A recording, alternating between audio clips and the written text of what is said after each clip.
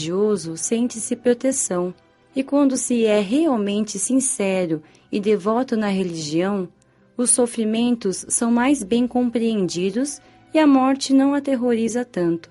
Entendi que desencarnara, mas não sabia o que fazer para melhorar a situação. Fiquei naquele templo a orar junto com outros desencarnados e com encarnados que lá iam. A prece levou-me a meditar, a arrepender-me dos meus erros. Fiz muitos atos errados, fui egoísta e materialista. Nos 21 anos que passei encarnada, tinha muito do que me arrepender. Não saí mais do templo, temia os irmãos trevosos, tinha medo de que estes me prendessem. Eles não entravam no templo, mas via-os fora. Fiquei anos no templo, e quando me cansei, resolvi ser sincera comigo mesma e pedir socorro. Chorando, pedi ajuda a Deus, e trabalhadores do bem auxiliaram-me. Levei tempo para me recuperar no hospital de um posto de socorro. Hoje estou bem, sou grata, aprendo a viver aqui, anseio por melhorar moralmente e pôr em prática o que aprendo. Marina suspirou, mas não estava triste. As lembranças de tudo o que passou lhe davam forças para melhorar cada vez mais. Após uma pausa, foi a vez de Isa falar. Desencarnei por um tumor maligno no cérebro, depois de alguns meses doente. Estava com 16 anos. Seguia uma religião que, equivocadamente, me ensinou que com a morte, adormecia-se para acordar no julgamento de toda a humanidade, no fim dos tempos. Senti um torpor com a morte do corpo, uma espécie de sono. Achava que dormia, mas ao mesmo tempo via e ouvia, embora sem muita clareza, tudo o que se passava ao meu redor. Fiquei junto dos familiares quando velavam o meu corpo. O desespero deles foi grande. Gritavam, choravam, sofriam horrivelmente. Sentia-me muito perturbada, mas também amparada. Escutava alguém me convidando para ir, partir. Meus familiares seguravam-me e não me esforcei para ir, pois não queria deixá-los sofrendo tanto. Após meu corpo ter sido enterrado e meus familiares terem ido embora, orei com fé. Meu Deus, ajudai-me. Então, socorristas me levaram para um posto de socorro, onde recebi auxílio. Tinha medo, pavor de dormir e não acordar, mas bondosamente, os trabalhadores do posto de socorro tentavam explicar e me curar, porque a doença, o reflexo dela, ainda era forte em mim. Não me apavorei ao saber que meu corpo morrera. Decepcionei-me por não ser como pensava, como acreditava. Entendi as explicações que gentilmente os benfeitores me transmitiam e, raciocinando, achei-as justas e lógicas. Não temi mais e passei a dormir com tranquilidade.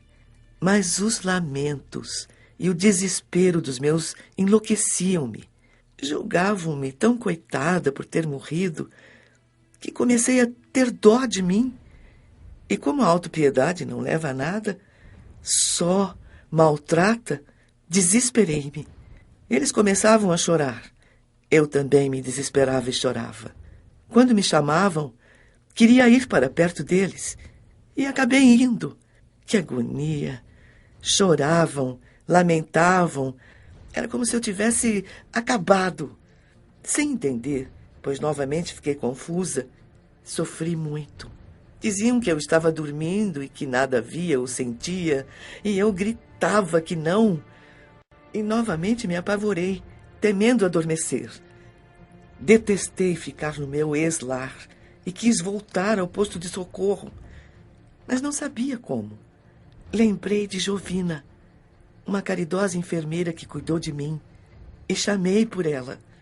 Carinhosamente veio em minha ajuda e senti alívio ao vê-la. Jovina, socorra-me, implorei em lágrimas. Tire-me daqui, me leve para um lugar onde não possa voltar mais. Ela trouxe-me para a colônia, onde fui internada no hospital do educandário, na ala para jovens. Tive de receber tratamento especial para superar e entender o desespero dos meus pais, para não dar importância a seus chamados e não sentir tanto. Os orientadores do educandário, para que pudesse me recuperar mais rápido, tentavam ajudar meus pais.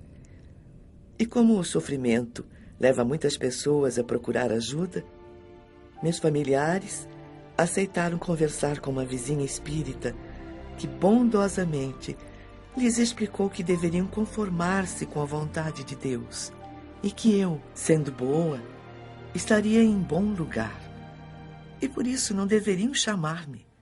Foram ótimos conselhos que entenderam de modo confuso, mas, para meu alívio, melhoraram. Não chamaram mais por mim e nem se desesperaram, sofrendo menos. Pude então me sentir mais aliviada e me esforçar para sarar, porque quando eles pensavam em mim como doente, com dores, transmitiam-me isso, dificultando meu desligamento dos reflexos da doença. Sarei e, sentindo-me bem, comecei a interessar-me em conhecer o educandário, a colônia, a fazer amizade. Aí apareceu outro problema. Julgavam-me santa, anjo, e encheram-me de pedidos. Pediram-me de tudo, para ir bem na prova da escola, para ter saúde, para não chover ou para chover, sarar da dor de cabeça, achar objetos perdidos, etc. O pior é que incentivavam todos os familiares, amigos e vizinhos a fazê-lo. Sentia esses pedidos e agoniava.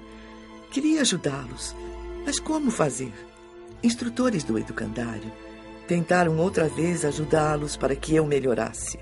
Novamente a vizinha espírita foi a porta-voz, conversando com eles, orientando-os para que não pedissem nada a mim, mas que o fizessem a Deus, a Jesus, aos anjos, que eu, sendo boa, deveria estar em bom lugar, mas que talvez não me fosse possível ajudá-los e que não me sentiria bem por isso. Ficaram sentidos com a bondosa vizinha.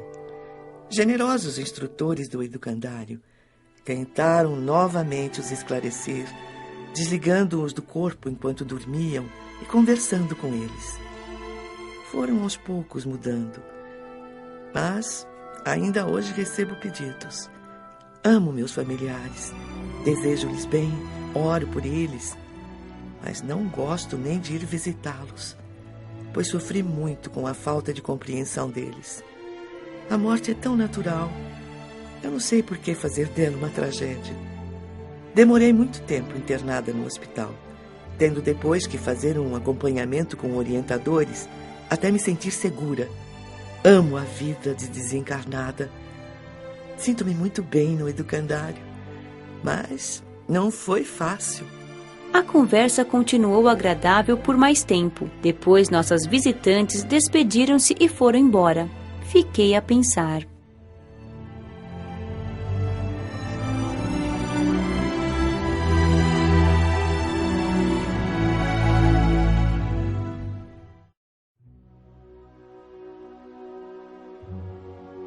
Capítulo 12. Elucidações. Maurício me surpreendeu pensativa, sentada na varanda. Em que a menina Patrícia pensa tanto? Contei-lhe as narrativas que ouvi das 3 amigas e terminei por interpelá-lo. Maurício, por que não fui para o educandário? É bom que pense e medite, pois assim aprende. Você é muito adulta em seus 19 anos. É mais responsável que muitos idosos por aqui. Assim achamos melhor você vir para cá. Como você tem muitos conhecimentos, o educandário lhe pareceria uma escolinha para infantes. Sofre-se sempre ao desencarnar sem ter conhecimentos do plano espiritual? Nem todos sofrem por não ter conhecimentos espíritas ou do plano espiritual. Quem é bom é atraído para bons lugares. Conhecimentos só facilitam a adaptação.